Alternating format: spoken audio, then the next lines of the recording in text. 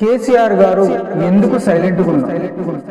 10 ఏళ్ళు సీఎంగా ఉన్న ఆయన ఓడిపోగానే ఎందుకు దూరం అయ్యారు? రిటైర్డ్ అయ్యారా?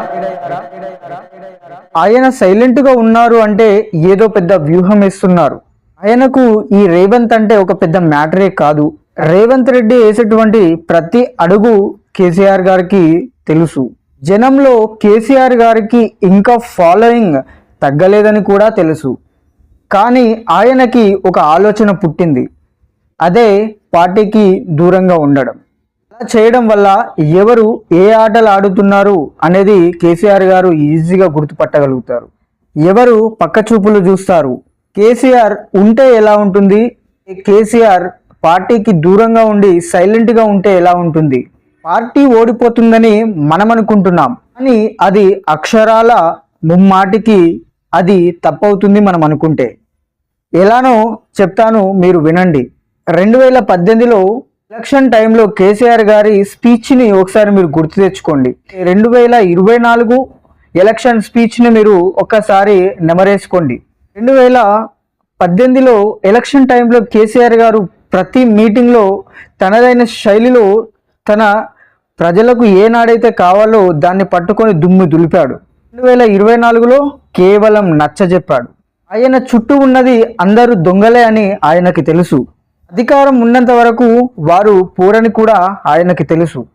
అందుకే 2024లో పక్కాగా స్కెచ్ వేసి పార్టీ ఓడిపోయేలాగా చేశాడు కేసీఆర్ గారు. రేవంత్ని అనుకుంటే కేసీఆర్ గారు ఎప్పుడో ఈజీగా తనదైన శైలిలో తొక్కేసేవాడు. తొక్కలేడు అంటే ఖచ్చితంగా అది కేసీఆర్ గారి వ్యూహమే అని మనం అర్థం చేసుకోవాలి.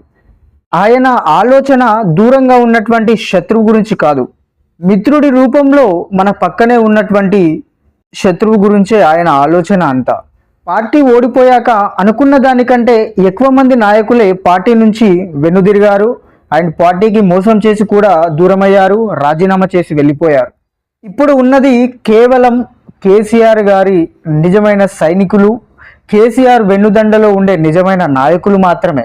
ఆయన ఇన్నాళ్ళు సైలెంట్గా ఉంది కూడా ఇందుకోసమే. కేసీఆర్ గారి ప్రతి స్టెప్ బై స్టెప్ మనం అనుకున్న దానికంటే 100 రెట్లు ఎక్కువగా ఉంటుంది. మనం ఈరోజు ఒక విషయాన్ని అనుకుంటే ఆ విషయం గురించి ఆయన 100 రెట్లు ఎక్కువగా ఆలోచిస్తారు. అంటే ఆయన రాష్ట్రంలో అధికారం కోల్పోవాలి అనుకున్నది ఆయన స్కెచ్లో భాగమే. అదేవిధంగా 2018లో ఆయన స్పీచ్కి 2024లో ఆయన స్పీచ్కి ఎంతో తేడా ఉంది. సో దీనిని బట్టి మనం అర్థం చేసుకుంటే కేసీఆర్ గారు పక్కడబందీగా పార్టీని ఓడిపోయేలా చేశారు. ఇది కాంగ్రెస్కి ప్లస్ అయిందని వాళ్ళు అనుకుంటున్నారు, కానీ 100% ఇది మైనస్. ఏ విధంగా అంటే కాంగ్రెస్ తమ యొక్క హామీలను నెరవేర్చలేదు, ప్లస్ రేవంత్ రెడ్డికి పాలన చేతగాదు, ప్లస్ సోనియా గాంధీ రాష్ట్ర గురించి పట్టించుకోదు, ప్లస్ రాహుల్ గాంధీకి పరిపాలన అంటే ఏందో అసలు తెలీదు. రేవంత్ రెడ్డికి కరెన్సీ మీద ఉన్నటువంటి ఇంట్రెస్ట్ ప్రజల మీద ఉండదని కూడా ఆయనకు తెలుసు.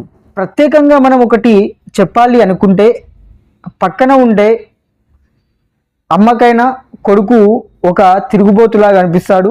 కొడుకు వాల్యూ తల్లికి తెలియదు.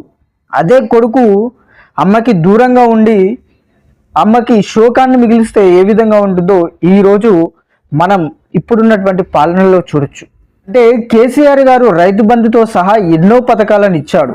ఆ విధంగా ప్రజల్లో ఎన్నో పథకాలను తెచ్చి వారికి ఎలాంటి కష్టం లేకుండా చూసుకున్నాడు. ఇప్పుడు ఆయన ఓడిపోవడం, సో కాంగ్రెస్లో ప్రజలకి ఎలాంటి ఉపయోగం లేకపోవడం, పథకాలు అందకపోవడం, సో ఇది ఎంతో మైనస్. ప్రజలకి కేసీఆర్ అంటే ఏందో కూడా తెలిసింది.